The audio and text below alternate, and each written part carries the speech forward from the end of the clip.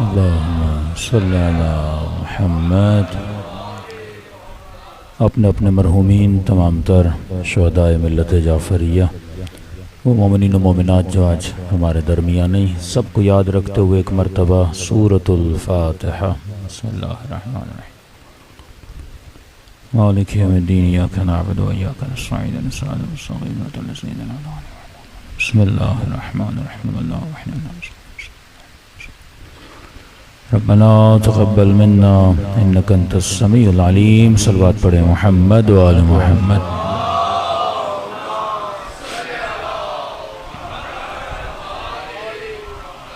بسم اللہ الرحمن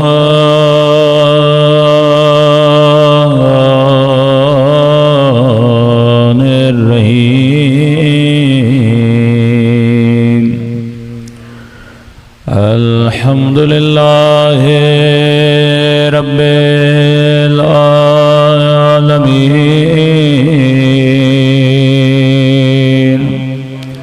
الحمد للہ کما هو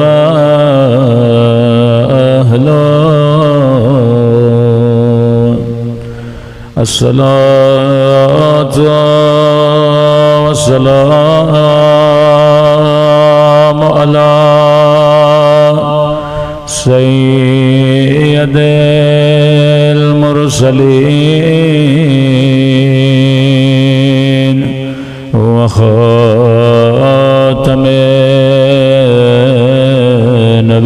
النبیین ابی القاسم محمد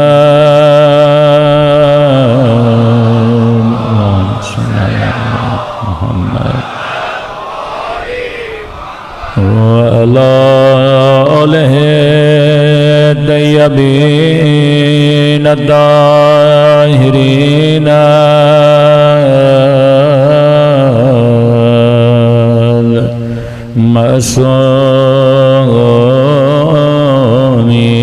المعصومين۔ دعا امام زمان۔ اللهم كل وليك وعلى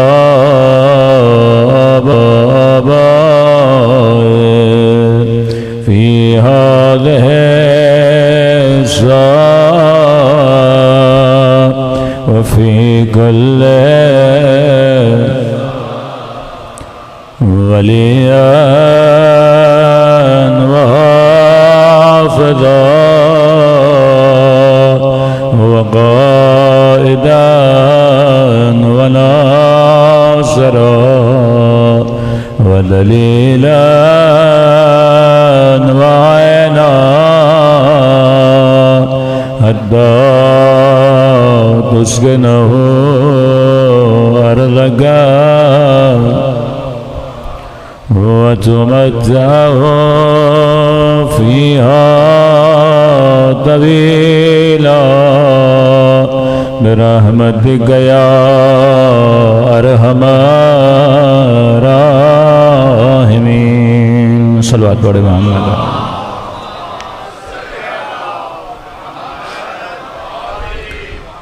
بسم اللہ الرحمن الرحیم۔ رب اشرح لی صدری ویسر لی امری واحلل عقدۃ من لسانی یفقہوا قولی۔ اما بعد فقد قال رسولنا الکریم ان الحسین مصباح الہدی والسفینۃ النجات۔ صلوات پڑھیں محمد و آل محمد۔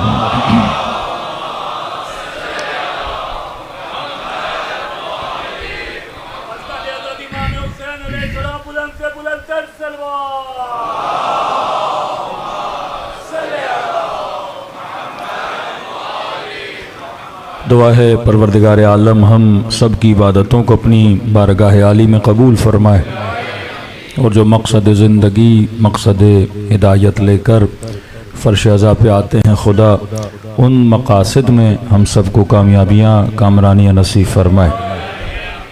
مسلسل جذبہ دعوت حسینی کے عنوان سے گفتگو ہو رہی ہے کہ خدا نے جو دعوت الہی کا جذبہ فرش عزائے حسین میں رکھا، وہ کسی اور فرش میں نہیں رکھا۔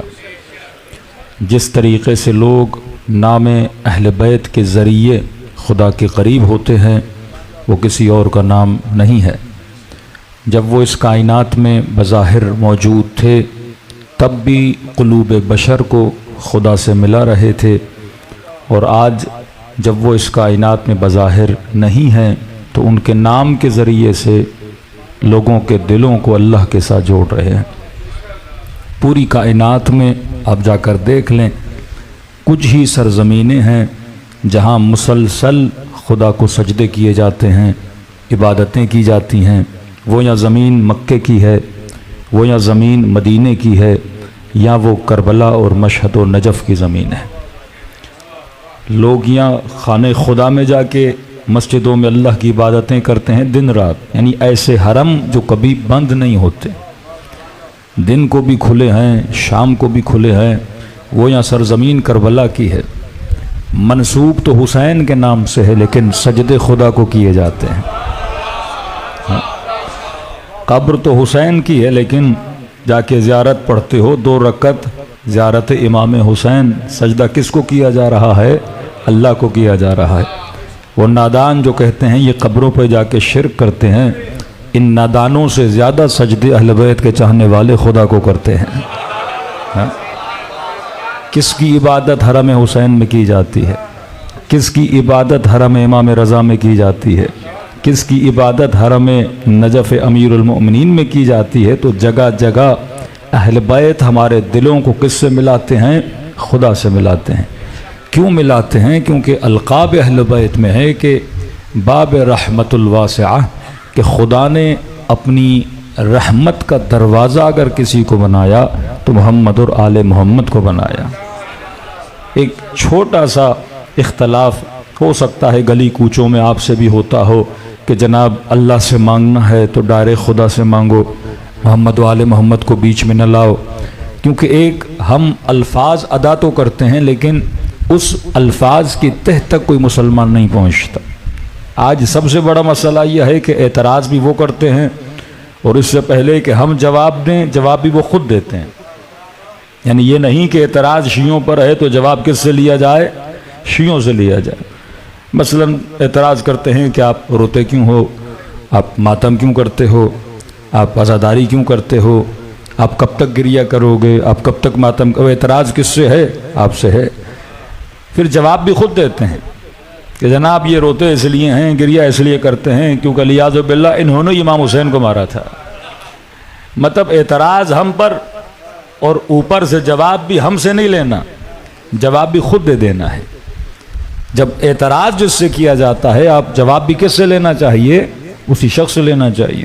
اور کسی نے کہا بالفرض اگر آپ اس فرض پر آ بھی جائیں کہ کوفے والے شیعہ تھے اور انہوں نے امام حسین کو قتل کیا تو جناب پھر آپ اس وقت کہاں تھے؟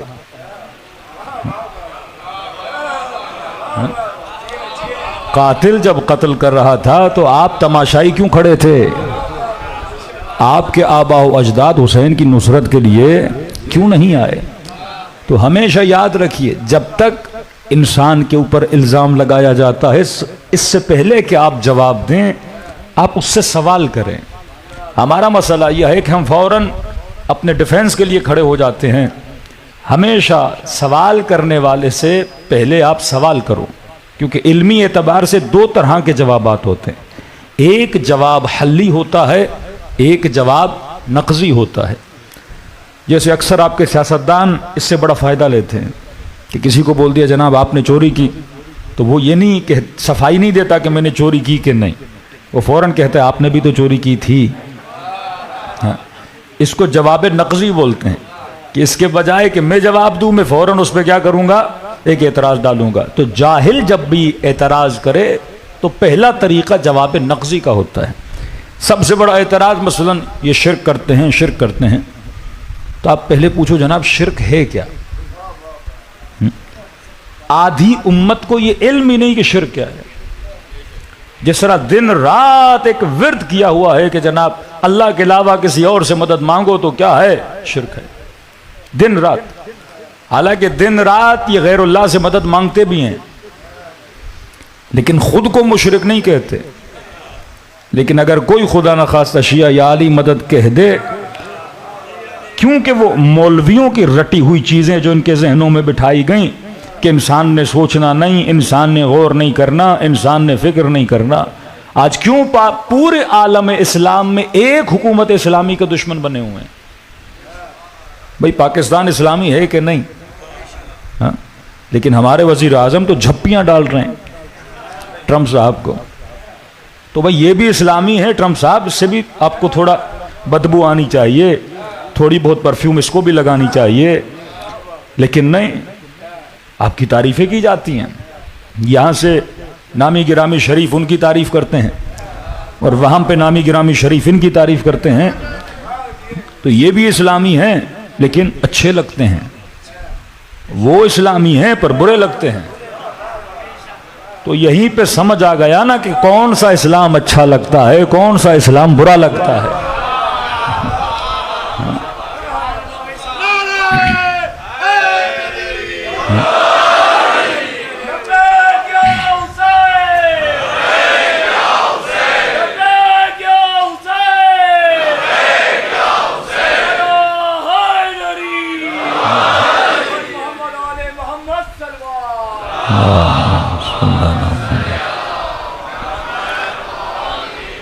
آپ جب تک غور نہیں کرو گے، فکر نہیں کرو گے، اسلام کی حقیقت کو سمجھو گے نہیں. کہ بھائی وہی صاحب جو آج سیریا کے ہیڈ بنے ہوئے ہیں، کبھی ان کے سر پہ ملینز آف ڈالر کا انعام تھا. رکھا کس نے؟ امریکہ نے. یہ بالکل ایسا ہے کہ آپ کا کوئی پولیس آفس ہو اور کسی ڈاکو پہ انعام رکھے کہ جناب ایف آئی آر کاٹ دی گئی ہے اور اس پہ 7-8 ایف آئی آر ہیں، قتل کے جرم ہیں، ڈکیتی کے الزامات اس کے اوپر ہیں، جو بھی جناب اس کو گرفتار کر کے ہمارے پاس لائے گا ہم مثلاً 2 کروڑ دیں گے. اور آپ دیکھیں اگلے دن وہی پولیس والا اسے ہار پہنا رہا ہے کہ اب انعام دینے کی ضرورت نہیں ہے، اب یہ ہمارے ساتھی ہیں.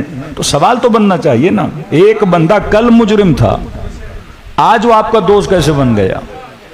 تو یہاں بیسڈ آن آئیڈیالوجی ہے کہ اگر ہمارا مخالف ہے تو ٹیرورسٹ ہے، اگر ہمارا دوست ہے تو مومن ہے. ان کی نگاہ میں جو لفظ مومن ہے، دیکھیے فتح مکہ ہوا نا تو کہا جس نے بھی کلمہ پڑھا اس کی جان کی کیا ہے؟ معافی ہے. توبہ کر لی تو گناہوں کی کیا ہے؟ معافی ہے.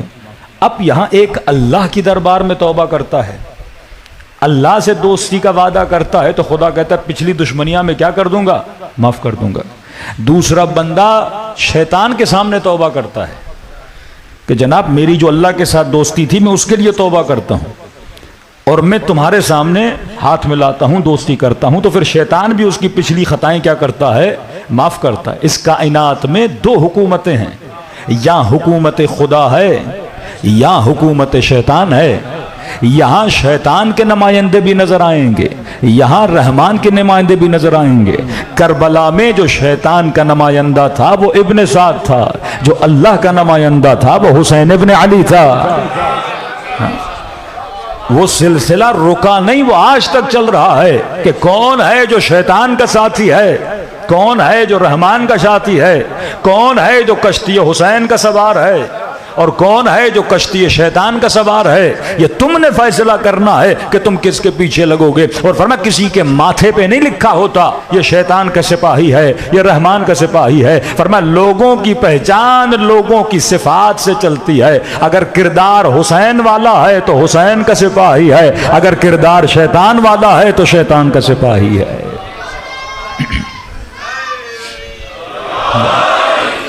یہ الفاظ بڑے زیادہ ہیں جناب، فلاں مشرک ہے، فلاں مومن ہے. اسی طرح سے آج کا زمانہ تو بہت دور کا ہے نا، لیکن وہ ایسا زمانہ جس میں امیر المؤمنین پہ یہ بہتان لگائے جائیں. الیاذ باللہ علی نماز نہیں پڑھتے، الیاذ باللہ علی عبادت نہیں کرتے. کہ جب امیر المؤمنین کے لشکر والوں نے لشکر امیر شام والوں کو گالیاں دینا شروع کر دیں، جواب گالی میں جب گالی دی تو امیر المؤمنین فرمائے انی اکرہ لکم ان تکونوا من السبابین، میں علی پسند نہیں کرتا کہ تم ان کی طرح گالیاں دو. فرمایا نحن ابناء الدلیل، ہم دلیل سے بات کرتے ہیں، گالم گلوچ سے بات نہیں کرتے. گالی وہ دیتا ہے جس کے پاس دلیل نہ ہو. تو امام نے کہا اسے بلا جو گالیاں دے رہا ہے, کیوں گالی دے رہے ہو؟ اسے بلا جو تجھے مشرک کہتا ہے, تجھے کافر کہتا ہے, سوال کر اس سے کہ کیوں گالی دے رہے ہو, کہ کیوں گالی دے رہے ہو؟ کہا کہ میرے بڑے نے کہا ہے کہ علی نماز نہیں پڑھتے.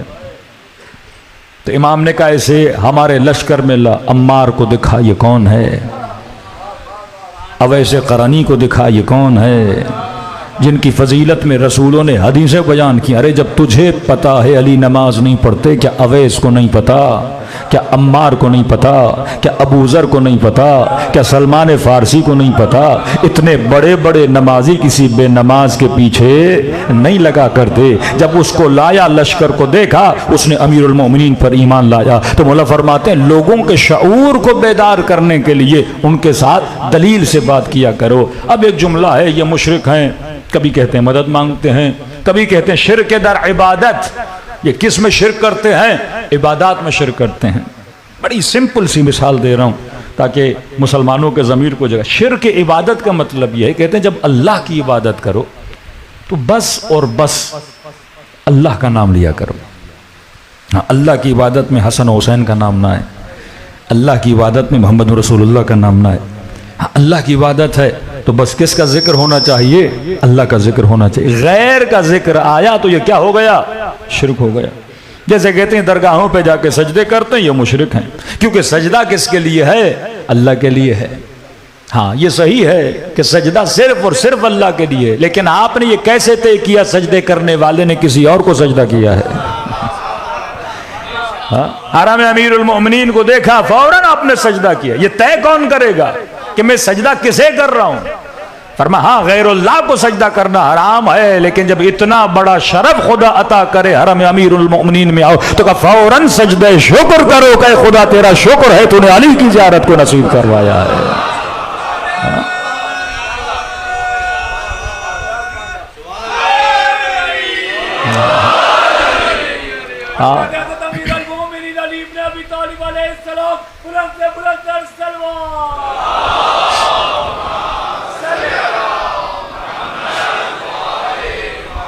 اور رہی بات کہ غیر کو سجدہ ہو نہیں سکتا, یہ بات بھی غلط ہے.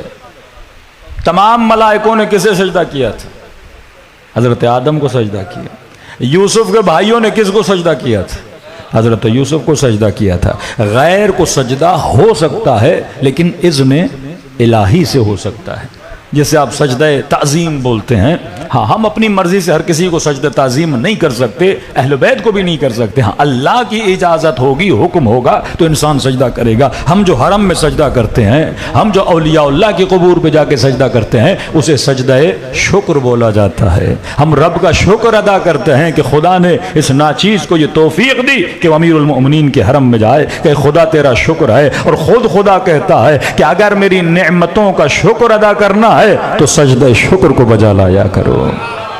شکر کی ایک کیفیت یہ ہے کہ بندہ اپنے ماتھے کو رب کی دربار میں جھکا دے. دوسری چیز کہتے ہیں شرک کا مطلب یہ ہے کہ غیر کا ذکر نہ ہو, غیر کا ذکر نہ ہو. پوری امت مسلمہ حج کرنے گئی. حج واجب ہے صاحب استطاعت پر. حج کس کی عبادت ہے؟ خدا کی عبادت. اب ذہن میں سوال تو آنا چاہیے, اے خدا عبادت ہے تیری, اور وہاں کرنے کیا گیا؟ پتھروں کا گھر جس کا میں طواف کر رہا ہوں. اب سوال ہے یہ جو کعبہ ہے یہ اللہ ہے یا غیر اللہ ہے؟ عبادت میں نے کس کی کرنی ہے؟ اللہ کی کرنی ہے. طواف اللہ کا کر رہا ہوں یا غیر اللہ کا کر رہا ہوں؟ پاکستان سے خدا نے بلایا, اتنا خرچہ کر کے, اتنی گرمی میں بندے کو کہا کہ سر کے بال بھی اتارو, ٹینڈ کر کے شدید ترین گرمی میں اپنا طواف نہیں کروا رہا. ایک پتھر کا گھر ہے, بنایا ابراہیم نے ہے. پتھر ہے نا. آپ نے ہمیشہ ہندوؤں کو ٹوکا, کس کی پوجا کرتے ہو؟ پتھر کی. مندر جاتے ہو, پتھر پہ چڑھاوے ڈالتے ہو, پتھر کے سامنے جھکتے ہو. تو بھائی مسلمانوں کو تو جو ہندو بھی تو کہے گا دن رات مجھے کافر کہا پتھر کی وجہ سے, مورتی کی وجہ سے۔ تو مکے کے اندر کیا کرنے گیا تھا؟ وہ بھی تو ایک پتھر کا گھر تھا، تو بھی تو اس پتھر کا طواف کر رہا تھا، اور کہ جب طواف کرو تو مقام ابراہیم کو بیچ میں لاؤ۔ بھائی عبادت خدا کی ہے، یہ غیر اللہ بیچ میں کیوں آ رہا ہے؟ کہ ابراہیم کا گھر بھی بیچ میں آئے۔ کیا آپ دیکھتے ہیں مسلمان جب گزرتے ہیں تو اپنے ہاتھ کو بلند کرتے ہیں، ابراہیم کا گھر میں بھی آ گیا، ایک دوسرے کو دھکے دے رہے ہیں۔ جناب کیا ماجرا ہے، دھکے کیوں دے رہے ہو؟ کہ ایک کالا پتھر ہے، اسے ہم چومنا چاہتے ہیں، یا علم کو چوما تو شرک ہو گیا، یہاں تابوت کو چوما تو شرک ہو گیا، اور وہاں کالے پتھر کو چومنے کے لیے مسلمان ایک دوسرے کو دھکے دے رہا ہے، مجھے چومنے دو، مجھے چومنے دو، کبھی غلاف خانہ خدا کو چوم رہا ہے، 5 منٹ کے لیے نہیں سوچتا کہ یہ خدا ہے یا غیر اللہ ہے۔ تو اتنا تو پتا چلا کہ غیر اللہ کو چومنا شرک نہیں ہے، غیر اللہ کو دیکھنا شرک نہیں ہے، غیر اللہ کا طواف کرنا شرک نہیں ہے۔ اور جب یہ ساری عبادات کر دیں تو پھر خدا نے کہا صحیح ہے، صفا و مروہ کرو۔ پوری امت کی دوڑیں لگوا رہا ہے خدا، بیچ میں سبز بتیاں لگی ہوئی ہیں کہ جب بتیوں کو دیکھو تو تھوڑا تیز دوڑو۔ خدا میں تیز کیوں دوڑوں؟ اب 5 منٹ کے لیے مسلمان سوچے خدا نے انڈیا سے، پاکستان سے، بنگلہ دیش سے، ملیشیا سے، دنیا کے کونے کونے سے خرچہ کروا کے مجھے یہاں بلایا کہ اے بندے خدا میں تجھے عبادت کے لیے بلا رہا ہوں، خدایا عبادت تیری ہے، تصور ابراہیم کا کیوں لاؤں؟ عبادت تیری ہے، تصور ہاجرہ کا کیوں لاؤں؟ عبادت تیری ہے، یاد اسماعیل کی کیوں کروں؟ یعنی سارے اعمال ہیں تو خدا کے، لیکن یاد کبھی ابراہیم کی آتی ہے، کبھی اسماعیل کی آتی ہے، کبھی ہاجرہ کی آتی ہے، بلکہ یاد نہیں کہ جس طرح وہ بی بی دوڑی تھی اسی طرح سے دوڑ کے دکھا، جس پہاڑی تک گئی تھی اس پہاڑی تک لا۔ تو پتا چلا کہ عبادت خدا میں غیر اللہ کے تصور کو بھی خدا عبادت مانتا ہے، لیکن اللہ سے سوال کیا جائے گا پروردگارا عبادت تیری تھی تو مکے بلاتا، ہاتھ میں تسبیح تھمواتا اور کہتا صبح سے شام تک کہو یا اللہ، صبح سے شام تک کہو سبحان اللہ، تو مجھے اتنی رکعت نماز پڑھواتا، تو مجھے فلا دعا پڑھواتا تاکہ صرف تیرا ذکر ہوتا، لیکن تو اپنے ذکر میں ابراہیم کا ذکر کیوں کر رہا ہے، اسماعیل کا ذکر کیوں کر رہا ہے، ہاجرہ کا ذکر کیوں کر رہا ہے؟ تو اللہ کی آواز آئے گی اگر تو مجھے اللہ مانتا ہے تو ابراہیم کی وجہ سے اللہ مانتا ہے۔ یاد ابراہیم ہوگی تو یاد خدا ہوگی، یاد اسماعیل ہوگی تو یاد خدا ہوگی۔ اس سارے ماجرا کو کہا جاتا ہے شعائر اللہ۔ یاد شعائر ہے تو یاد خدا ہے کوئی مسلمان؟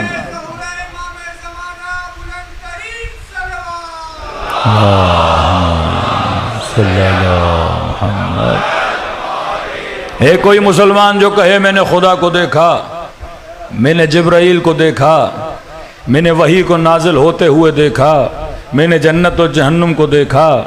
سب کچھ تجھے جس نے بتایا وہ زبان مصطفیٰ۔ تو اگر رسول کو بیچ سے نکال دو، ابراہیم کو بیچ سے نکال دو، اسماعیل کو بیچ سے نکال دو، تو تمہارے دین کی بنیاد نہیں رہتی، تمہارے عقیدوں کی بنیادیں نہیں رہتی۔ تو میں نے خدا کو خدا مانا مصطفیٰ کی وجہ سے۔ اب کہا جہاں جہاں میرا ذکر ہوگا وہاں وہاں مصطفیٰ کا ذکر ہوگا۔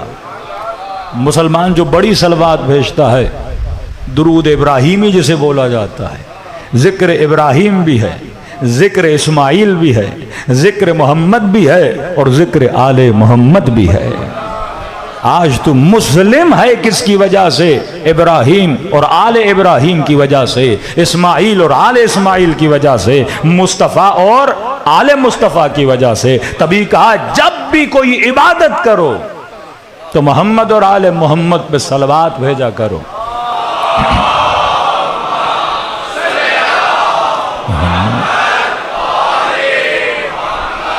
آج بھی مسلمان جب نماز پڑھتا ہے تو اس میں درود بھیجتا ہے، لیکن خالص درود، ملاوٹ والا نہیں۔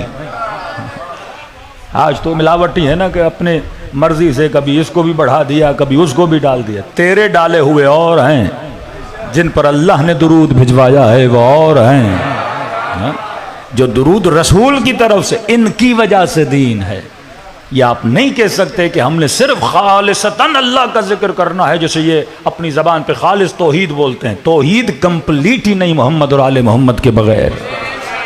ذکر محمد ہے تو توحید کی بقا ہے، ذکر آل محمد ہے تو توحید کی بقا ہے. ایسے نہیں کہ بنا الہ الہ الا اللہ است حسین. کل بھی حسین نے لا الہ الا اللہ کی بنیادوں کو بچایا، آج ذکر حسین بنیاد لا الہ الا اللہ بچا رہا ہے.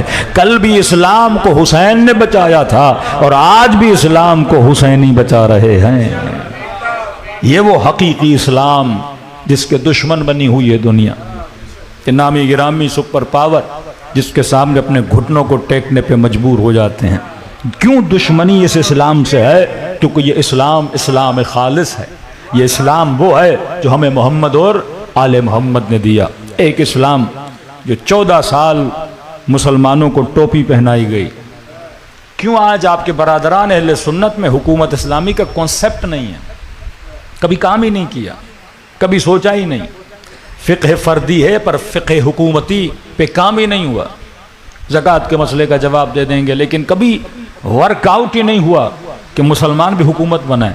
حضرت موسیٰ نے حکومت بنائی، حضرت رسول نے حکومت بنائی، انبیاء اولو العزم جو صاحب شریعت بھی تھے صاحب حکومت بھی ہیں. اب سوال رسول خدا جب حکومت خود بنا رہے ہیں تو حکومت کا سلسلہ کون چلائے گا؟ رسول کے بعد حاکمان اسلامی. اب حاکمان اسلامی کون ہوں گے؟ جو اسلام شناس ہوں، جو دین شناس ہوں، جو فقہ شناس ہوں، جو شریف النفس ہوں، جو اللہ کے صالح بندے ہوں، جو نیک بندے ہوں. اب کیونکہ یا اہل بیت کو مانو اور مانو تو شیعہ بن جاؤ، اور اگر آپ نے اہل بیت کو سائیڈ لائن کر دیا تو کسی اور کو لانا پڑے گا نا. اب جب کسی اور کو لاؤ گے تو کیسا ہو؟ تو دنیا پوچھے گی نا کہ اگر آپ نے علی کو سائیڈ لائن کیا، جسے لا رہے ہو وہ علی جیسا ہے. اگر علی جیسا نہیں ہے تو یا علی سے بہتر ہو، اور اگر علی سے بہتر نہیں تو ابتر کو کیسے قبول کر رہے ہو؟ عقل تسلیم نہیں کرتی. آپ کے سامنے سونا بھی پڑا ہے، کھوٹا سکہ بھی، آپ کیسے اٹھاؤ گے؟ بچے کو بھی پتا ہے، جوان کو بھی پتا ہے. اسے بے وقوف کہا جاتا ہے جو سونے کو چھوڑ کے کھوٹی چیزوں کے پیچھے چلا جائے. تبھی مولا فرماتے ہیں میرے چاہنے والے سب سے بڑے عقل مند ہیں کیونکہ انہوں نے علی کو چنا ہے.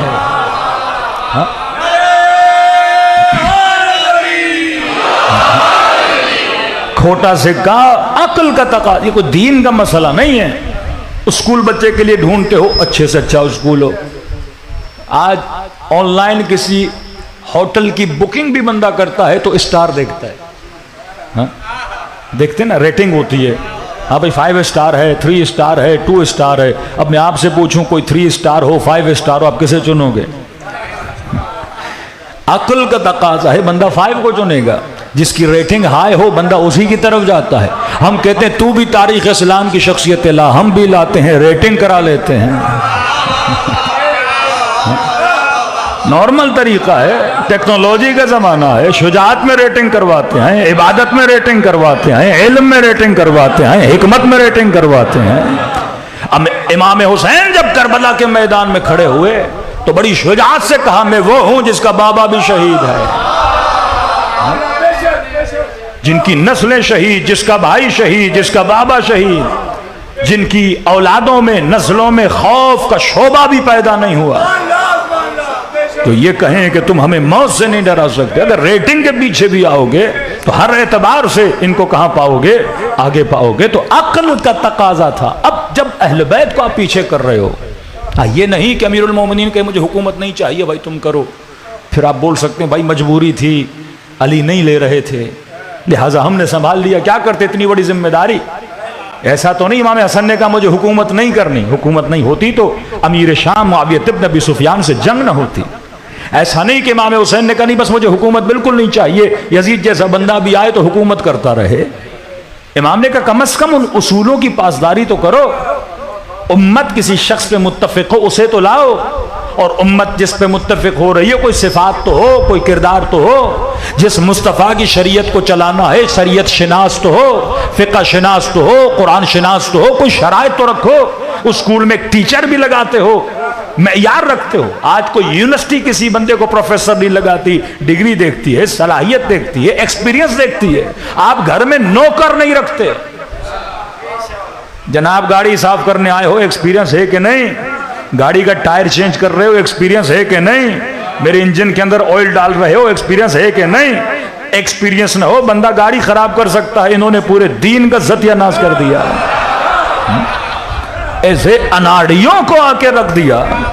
کم از کم 1400 سال امت کو بے وقوف بنایا. 1400 سال. آج بھی بنا رہے ہیں یہ مفتی، ممبروں کو بیٹھ کے مسجد میں بیٹھ کر امت کو بے وقوف بنا رہے ہیں. اور بے وقوف بنانا ان کی مجبوری ہے، کیونکہ بے وقوف نہ بنائیں تو در اہل بیت پہ آنا پڑے گا. مجبوری ہے. بے وقوف نہیں بنا در اہل بیت پہ آنا پڑے گا. دیکھیے اگر کوئی حکومت دھاندلی سے بنی ہو تو اپنے پروٹیکشن کے لیے بے وقوف تو بنائے گی نا، کیونکہ اگر سچ بولے تو حکومت چھوڑنی پڑے گی، اور جھوٹ کی بنیاد پہ پھر حکومت کو آپ کنٹینیو کر سکتے ہو. یا علی کو حکومت دیں، یا حسن ابن علی کو حکومت دیں. آل رسول تو یہی ہے نا. یا حسین ابن علی کو حکومت دو. یہ بھی نہیں کہ انہوں نے کہا ہم حکومت نہیں چاہتے، یا اللہ نے ہمیں کلام اہل بیت میں ملتا ہے، جناب سیدہ کے کلام میں، امیر المومنین کے کلام میں. جب عثمان کا انتخاب ہو رہا تھا امیر المومنین کا خطبہ موجود ہے، کیونکہ لکھا گیا تھا اگر خالد بن ولید زندہ ہوتا تو اسے حکومت ملتی، اور خالد نہیں تو انہوں نے کہا کیسے خلیفہ بنائے. وہ کلام امیر المومنین سے مولا علی اپنی افضلیت کا بیان دیتے ہیں. امیر المومنین بار بار ان کو سمجھاتے ہیں، امیر المومنین بار بار رسول کا کلام ان کو یاد دلاتے ہیں. اب سوال ہے اگر اہل بیت کو پیچھے کیا ہے، اب دو بندہ جو نالائق ہے وہ حاکم بننا چاہتا ہے، لائق نہیں ہے، جیسے آج کے شریف نالائق ہیں لیکن حاکم تو بنے ہوئے ہیں نا. اب ہے نالائق لیکن اگر حاکم بننا چاہتا ہے تو اس نے اپنی حاکمیت کے لیے، خود کو لیگل شو کرنے کے لیے اسے کسی قانون کی ضرورت ہے. پاکستان کا آرٹیکل 6 کہتا تھا حاکم وہ ہو جو صادق ہو، امین ہو. تو اسمبلی میں سارے شور کر رہے تھے یہ کیسا قانون ہے.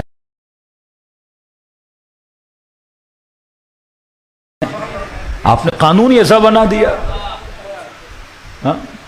کوئی جاب ہو اور اس میں لکھا ہو میٹرک فیل کو جاب نہیں ملے گی، اور جن کو مل چکی سارے میٹرک فیل ہوں تو کہیں گے بھائی قانون بدلو، کوئی 8ویں پاس لکھو، 7ویں پاس لکھو. اس قانون پہ تو ہم پورے نہیں اترتے. ان کو پتا تھا ہم پورے نہیں اتر رہے کیونکہ ہم نالائق ہیں، کیونکہ ہم نااہل ہیں. حسین کے مقابلے میں نالائق ہیں. آپس میں تو صحیح تھے سارے، لیکن جب علی کو کھڑا کرتے تھے تو نالائق ہیں.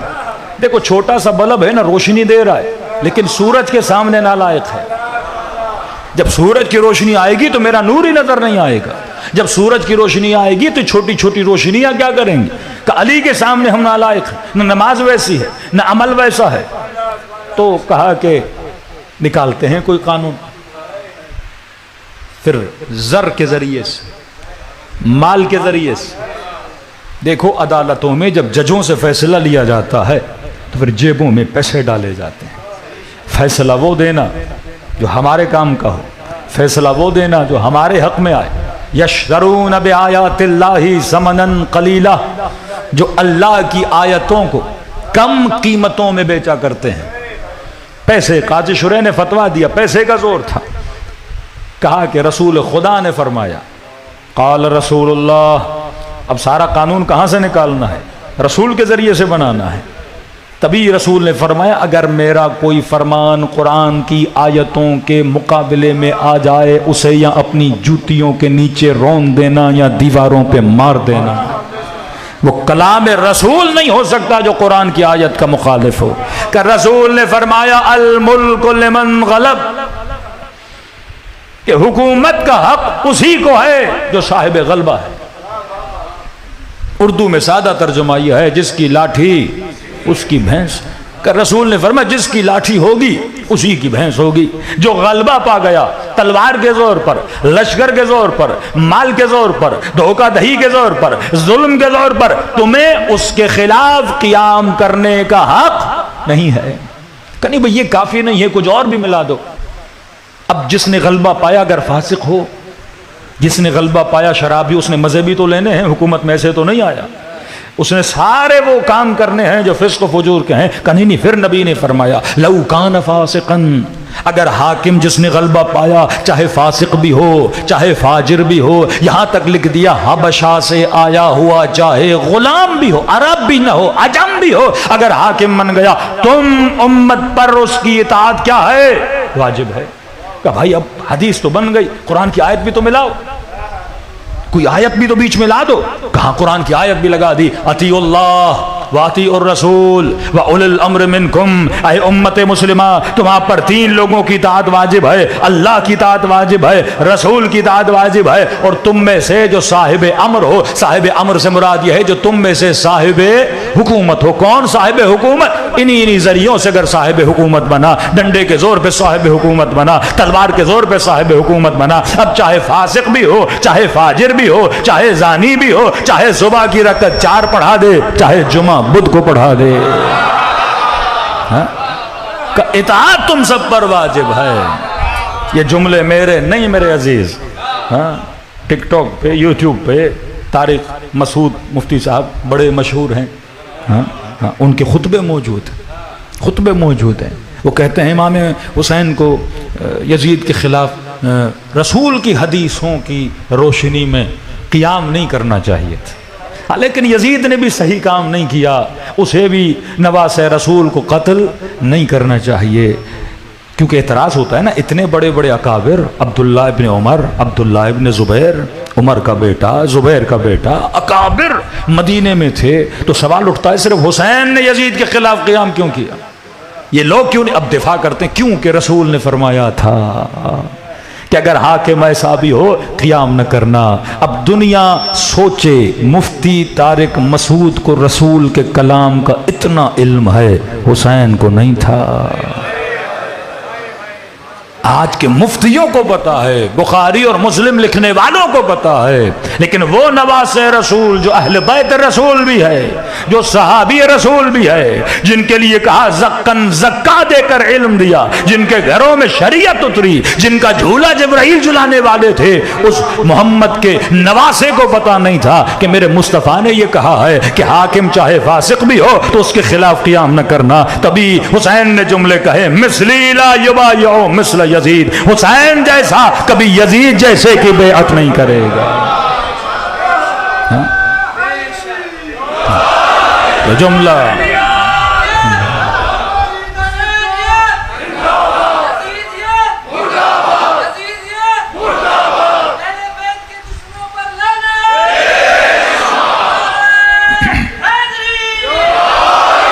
تبھی فرمایا کہ میں نانا کے دین کو زندہ کرنے آیا، اور یہ دین جو تجھے دے دیا گیا ہے، فرمایا یہ زبان کی چٹخاری کے مطابق ہے. یہ مزے کے لیے نمازیں پڑھ رہے ہو، مزے کے لیے روزے رکھ رہے ہو، لیکن حقیقت دین کو تو نہیں سمجھا کہ رسول نے اس لیے دین لایا تھا. اس دین کا وارث یزید بنے، اس دین کا وارث ہارون و امین بنے، اس دین کے وارث معتصم عباسی جیسے لوگ بنے. پھر تو انا للہ و انا الیہ راجعون. یہ جملے ابا عبداللہ الحسین کے علی الاسلام السلام، اس اسلام پہ حسین نے خدا حافظ کر دیا. جس اسلام کی رسی کس کے ہاتھ میں ہو؟ یزید جیسوں کے ہاتھ میں ہو. آج آپ کسی ایسے کو دین دے دو جسے دین کا پتہ نہیں ہے. یہاں سے اصل میں جنگ شروع ہوئی.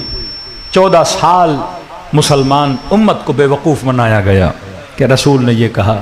کیوں باب جعل حدیث ہے؟ یہ صرف شیعوں کے اندر نہیں، اہل سنت کے اندر بھی ہے. کیوں امام بخاری جب کتاب لکھتے ہیں تو کہیں میں نے اتنی لاکھ حدیثوں کی چھان بین کر کے چند ہزار حدیثیں جمع کی ہیں اور سامنے ٹیگ لگایا کہ یہ احادیث صحیحہ ہیں. لفظ ہے نا صحیح البخاری، صحیح ہے مسلم. تو سوچنا چاہیے یہ غیر صحیح کس نے بنائی تھی؟ اتنا تو آدمی سوچے نا، اتنا تو برادر مسلم سوچے کہ یہ 6000 8000 حدیثیں جو جمع کی گئیں اور اتنی ہزار حدیثوں کو جو پیچھے کیا گیا کہ یہ غیر صحیح ہیں، تو وہ غیر صحیح بنائی کس نے؟ کس کے اندر اتنی جرت تھی کہ رسول کی طرف نسبت دے کے جھوٹی حدیثیں بنائیں؟ وہ تو مشہور ہے نا جس نے اکے کی پیاز مکے میں کھائی، وجب علیہ الجنہ، اس پہ کیا واجب ہو گئی؟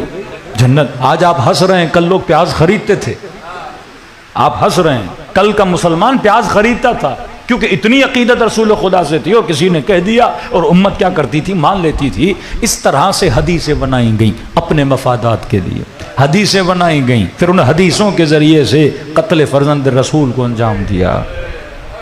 آج آپ کا بھی وہی حال ہوتا جو اس امت کا حال ہے، لیکن شکر خدا عطا کرو کہ خدا نے تجھے حسین کا فرش عزا نصیب کیا۔ یہ فرش عزا امتوں کو، بچوں کو، ماؤں کو، بہنوں کو سونے نہیں دیتا، جگائے رکھتا ہے۔ کہیں ایسا نہ ہو کہ دشمن اسلام تجھے غفلتوں میں لے کر چلا جائے، حسین تجھے جگائے رکھتے ہیں، حقیقت دین، حقیقت اسلام بتاتے ہیں۔ تبھی آج کی استعماری طاقتیں جس سے دشمنی کرتی ہیں، وہ خالص دشمنی شیعیان اہل بیت علیہ الصلوۃ والسلام سے ہے۔ وہ شیعہ چاہے یمن کا ہو، وہ شیعہ چاہے لبنان کا ہو، وہ شیعہ چاہے ایران و عراق کا ہو، وہ شیعہ چاہے پاکستان کا ہو، دشمنی اس لیے کی جاتی ہے، ان کو پتہ ہے یہی علم بردار دین حقیقی رسول ہیں، یہی علم بردار دین حقیقی اہل بیت علیہ السلام۔ دوسرے ادیان سے ان کو خطرہ نہیں۔ آج جو خطرے کی گھنٹی ہے وہ محمد و آل محمد کا دین ہے، کیونکہ یہ نسلوں کو بے حیا بننے نہیں دیتا، یہ جوانوں کی غیرتوں کو باقی رکھتا ہے، یہ دین انسان کے اندر روح عبادت اور بندگی کو زندہ رکھتا ہے۔ تو شکر خدا عطا کرو۔ اور کمال اعجاز ذکر حسین یہ تھا کہ خدا نے اس ذکر میں ایک جاذبہ رکھا کہ یہ آپ کو جذب کرتا ہے۔ یہ صدیوں کا سفر کل عرض کر چکا، راتوں میں طے کرواتا ہے۔ واقعات ہیں لیکن آج وقت کی کمی ہے، کل زیادہ اس پہ تفصیل سے پڑھوں گا، لیکن ایک واقعہ اور ربط مصیبت۔ بہت بڑے مجتہد گزرے آج سے 150 سال پہلے، کہ آج آپ کے جتنے مراجع ہیں تقریباً 70% جو اپنے اجتہاد میں استفادہ کرتے ہیں وہ اس مجتہد سے کرتے ہیں، شیخ انصاری، بہت بڑے مجتہد گزرے، نجف میں مقیم۔ ایران کے آذربائیجان سے کچھ لوگ ان سے ملنے گئے اور کہا کہ شیخ صاحب، ہمارے علاقے میں کوئی عالم نہیں، کوئی فقیہ نہیں، کوئی پڑھا لکھا جامع شرائط فقیہ نہیں، آپ اپنے شاگردوں میں سے کسی کو بھیج دیں تاکہ ترویج دین ہو، ترویج مکتب اہل بیت ہو، لوگ بے دین نہ بن جائیں، لوگ نماز، روزے، حج و عبادت اور بندگی سے دور نہ ہو جائیں، تاکہ لوگوں کے ارث کے مسائل، طلاق کے مسائل مختلف الجھنے ہیں۔ تو آغائے شیخ انصاری نے اپنا ایک شاگرد آیت اللہ قفقازی، ان کو کہا کہ آپ ماشاءاللہ سارے علوم پڑھ چکے ہیں اور اب تیار ہیں، آپ ایک مکمل فقیہ ہیں، لہٰذا یہ ڈیوٹی میں آپ پہ دیتا ہوں، آپ جائیں آذربائیجان اور وہاں جا کر اہل بیت کے چاہنے والوں تک شریعت اور فقہ اور فضائل و ترویج مکتب اہل بیت میں خدمت کریں۔ انہوں نے کہا ٹھیک ہے قبلہ۔ پڑھا اسی مقصد کے لیے تھا تاکہ اس مکتب کی زندگی کا ہدف یہی ہے کہ خدمت مکتب اہل بیت کی جائے۔ 3 دن کے بعد آغا انصاری کہتے ہیں یہ مجھے پھر نظر آیا نجف میں۔ شاگرد کو بولا قفقاز نہیں گئے آپ آذربائیجان؟ کہ نہیں قبلہ ابھی تک نہیں گا۔ کہ کیوں نہیں گئے؟ کہ قبلہ میں نے کل رات ایک خواب دیکھا ہے، اور اس خواب اگر خواب صادق ہو تو 3 دن میں مر جاؤں گا، تو لہٰذا میں 3 دن رک رہا ہوں، اگر مر گیا تو اچھا ہے کہ میں نجف میں ہی دفن ہو جاؤں، میں سفر پہ جاؤں کیوں؟ اس سے اچھی زمین مجھے نہیں ملے گی، اس سے مقدس سرزمین مجھے نصیب نہیں ہوگی، تو 3 دن میں انتظار کر رہا ہوں۔ شیخ انصاری نے کہا کیا خواب دیکھا ہے ایسا کہ اتنے مطمئن ہو کہ 3 دن بعد مر جاؤ؟ کہ شیخ انصاری کل رات خواب دیکھتا ہوں کہ میں مر گیا ہوں اور مجھے عالم برزخ میں لے جایا گیا ہے، ایک خوبصورت سا باغ ہے، خوبصورت سے درخت ہیں، وہاں کی ہواؤں کی توصیف میں نہیں کر سکتا، کتنا سکون تھا، اور ملائکۃ اللہ مجھے باغ میں لے آئے۔ میں نے کہا کس کا باغ ہے؟ کہا شیخ قفقازی یہ تمہارا باغ ہے، اہل بیت کے چاہنے والے، علوم اہل بیت کو حاصل کرنے والے، 3 دن کے بعد تم مر جاؤ گے اور تمہاری روح کو یہاں لایا جائے گا، لہٰذا ہم تجھے یہ باغ دکھانے آئے ہیں۔ کہتے میں اس باغ میں چہل قدمی کر رہا تھا، تو اس باغ کی انتہا میں ایک دروازہ تھا، وہ کسی اور باغ کی طرف جا رہا تھا، اور جب میں اس باغ کے اندر گیا تو اس باغ کے سامنے میرا باغ نہیں تھا، باغیچہ تھا، چھوٹا سا باغ تھا، اتنا بڑا باغ، اتنا خوبصورت باغ۔ میں نے ملائکۃ اللہ سے پوچھا یہ کس کا باغ ہے؟ کہا یہ شیخ انصاری کا باغ ہے۔ میں نے کہا الحق، یہ باغ ان کو ملنا چاہیے، اتنا بڑا عالم، اتنا بڑا صاحب تقوی، اتنا بڑا عابد، اتنا بڑا زاہد، ان کا حق ہے کہ اللہ اتنا بڑا باغ ان کو دے گا، اتنا خوبصورت باغ، اور اس کے باغ کے سامنے میرا باغ چھوٹا سا باغیچہ تھا۔ ہاں، حدیث معصوم میں امیر المومنین فرماتے ہیں اللہ کی رحمت کے 100 حصے ہیں، اس نے 100 حصوں میں سے اپنی رحمت کا ایک حصہ دنیا والوں پہ ظاہر کیا ہے، اور 99 حصے خدا نے بچا کے رکھے ہیں آخرت کے لیے۔ اب خدا کی رحمانیت کو یہاں دیکھو، پھر جو اجر خدا انسان کو برزخ و قیامت و جنت میں دے گا، تبھی فرمایا ایک جھلک خدا نہ انسان آخرت کی دیکھ لے تو دنیا کی زینتوں سے کیا کر لے، اپنے منہ کو موڑ لے۔ اتنا بڑا باغ الحق یہ شیخ انصاری کو ملنا چاہیے۔ کہتے جب اس باغ میں چہل قدمی کر رہا تھا تو ایک اور دروازہ اس باغ سے نکل رہا تھا، ایک تیسرا باغ تھا۔ جب اس تیسرے باغ کے اندر گیا تو اس باغ کے سامنے شیخ کا باغ بھی باغیچہ تھا، اتنا بڑا باغ تھا۔ اب ذہن میں سوال پیدا ہوا شیخ انصاری سے کوئی بہت بڑا عالم ہوگا، اور عصر حاضر میں شیخ انصاری سے بڑا کوئی عالم تھا نہیں نجف میں، کا تجسس پیدا ہوا۔ میں نے کہا یہ کس کا باغ ہے؟ انہوں نے کہا کہ یہ حاج فاضل کا باغ ہے۔ کون فاضل؟ کہ وہ جو نجف کے اندر عالم دین نہیں ہے، آیت اللہ نہیں، ایک عالم دین، متقی عالم دین اور ذاکر حسین، عالم بھی تھا ساتھ میں ذاکر ابا عبداللہ الحسین بھی تھا۔ کہتا میں نے فوراً اعتراض کیا، میں نے کہا شیخ انصاری کے مقابلے میں ان کا مقام اتنا ہے ہی نہیں، اتنا بڑا باغ اس کو دیا جائے۔ کہاں شیخ کی تقوی، کہاں شیخ کا علم، کہاں شیخ کی فقاہت، اتنے شاگردوں کی تربیت کی، اور آپ نے ہم متقی ہے، پرہیزگار ہے، لیکن اس عالم کا علم اتنا نہیں کہ شیخ کے مقابلے میں آ جائے، اور اس ذاکر اہل بیت اور اس عالم کو اتنا بڑا باغ دیا گیا۔ تو ملائکۃ اللہ نے کہا کہ سچ کہہ رہے ہو، یہ باغ اس کا نہیں لیکن اسے حسین نے دیا ہے، تمہارا باغ تیرا ہے، شیخ کا باغ شیخ کا ہے۔ کہ ہم جانتے ہیں اس کا اتنا مقام نہیں ہے، لیکن کیا کریں، اتنا بڑا باغ اسے ابا عبداللہ الحسین نے دیا ہے۔ کہ شیخ انصاری انتظار کر رہا ہوں 3 دن، زندہ رہا تو جاؤں گا، مر گیا تو وہاں پر آپ کے آنے کا انتظار کروں گا۔ لیکن کہتا ہے میرے دل میں تجسس پیدا ہوا کہ اس آغائے فاضل کا، حاج فاضل کا امام حسین کے ساتھ کیا تعلق ہے کہ جس کی وجہ سے امام حسین نے اتنا بڑا باغ اسے دے دیا۔ کہتا ہے میں ڈھونڈتا ڈھونڈتا ان کے گھر گیا، دروازے پہ دستک دی، شیخ فاضل بھی زندہ تھے، باہر آئے، میں نے تعارف کروایا، میں نے کہا شیخ صاحب اگر اجازت ہو تو آج کی رات آپ کے گھر میں مہمان بننا چاہتا ہوں۔ کہ مہمان حبیب خدا ہے، آ جائیے۔ کہتا اس رات ان کے گھر میں رکا تاکہ دیکھوں ایسا کون سا عمل ہے، ابھی 3 دن ہے میرے پاس، تاکہ مرنے کے بعد وہ چھوٹا باغ نہیں مجھے بڑے والا باغ ملے۔ المؤمن حریص، مومن دنیا کے لیے حریص نہیں ہوتا، آخرت کے لیے بڑا حریص ہوتا ہے، حرص سے آخرت رکھتا ہے، حرص سے دنیا نہیں رکھتا۔ کہتا میں نے دیکھا انہوں نے سفرہ لگایا، شام کا کھانا کھایا، رات کا کھانا کھایا، چائے پلائی، باتیں کی، نماز اس نے پڑھی، میں دیکھتا رہا، لیکن دیکھا بالکل اعمال عام انجام دے رہا ہے، کوئی ایسا نہیں کہ خاص تسبیح پڑھ رہے ہوں، کوئی خاص عمل کر رہے ہوں۔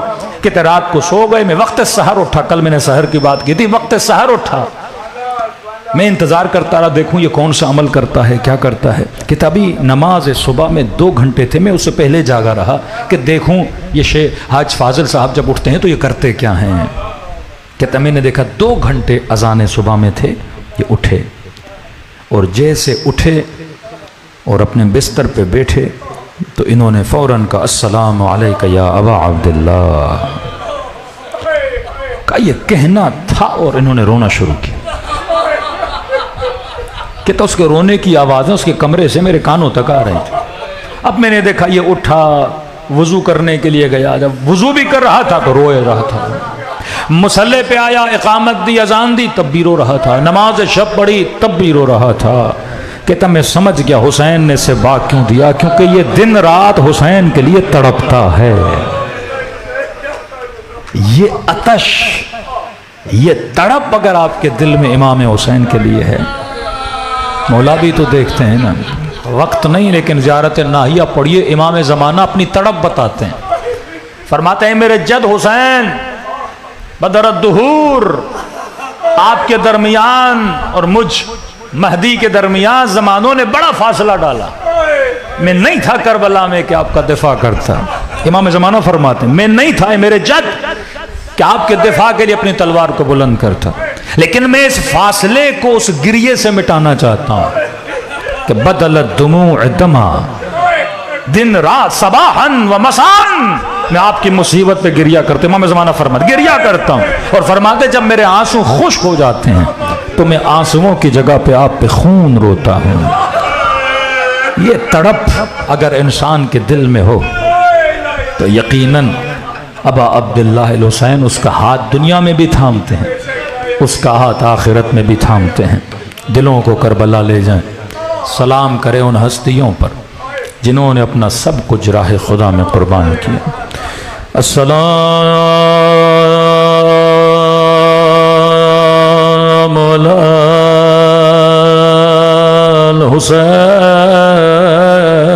الحسین وعلی علی ابن الحسین وعلی اولاد حسین وعلی اصحاب حسین کی صدا بلند ہو، السلام علی حسین وعلی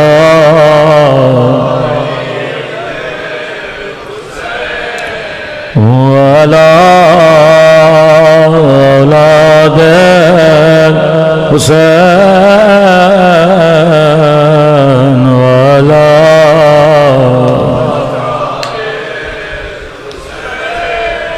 میرا سلام ہو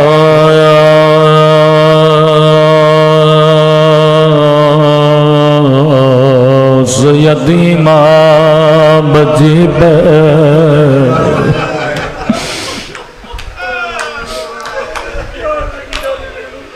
دو بیویاں ہیں صحیح و سند روایات میں جو کربلا کے بعد زیادہ زندہ نہ رہے، ایسی تڑپ تھی، ایسی تکلیف تھی۔ ایک بی بی کا نام زینب ہے، 1.5 سال زندہ رہے، وہ بھی حکم الہی تھا، اگر زینب نہ ہوتی حسین کا پیغام پہنچانے والا نہ ہوتا۔ دوسری بی بی نام سکینہ،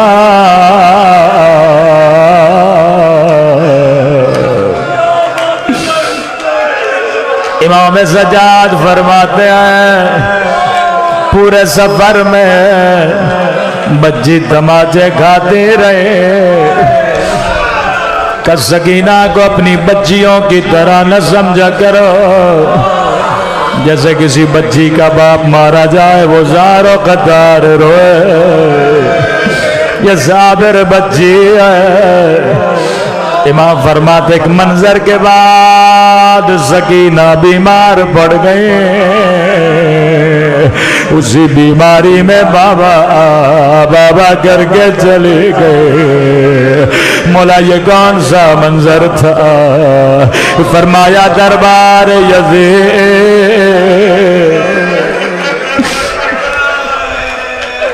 ظالم نے بچی کے سامنے شراب بھی پی رہا تھا، جس تشت میں حسین کا سر تھا، بچا ہوا شراب تشت میں پھینک رہا تھا، اور حسین کے ہونٹوں پہ چھڑی مار رہا تھا۔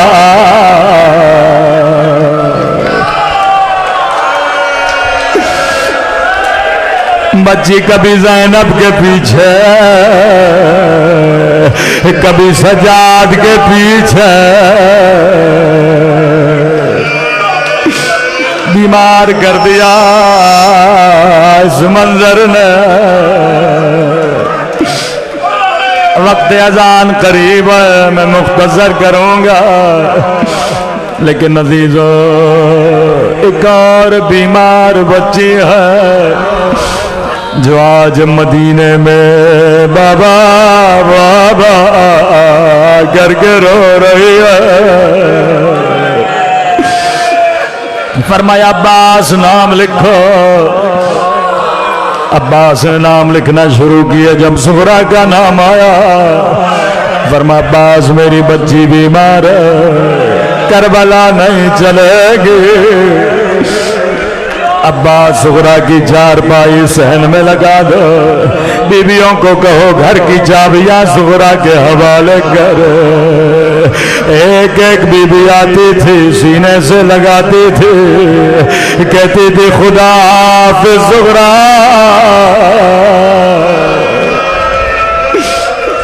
لیکن یہ بی بی خاموش۔ ایک مرتبہ بی بی زینب آئی، سینے سے لگایا، کہنے لگی خدا حافظ صغرا، اگر زندگی رہی تو پھر ملیں گے۔ بچی نے دونوں باہیں پھوپھی کے گلے میں ڈالی، رو کر کا پھوپھی اماں میں سمجھ گئی میرا بابا واپس نہیں آئے گا۔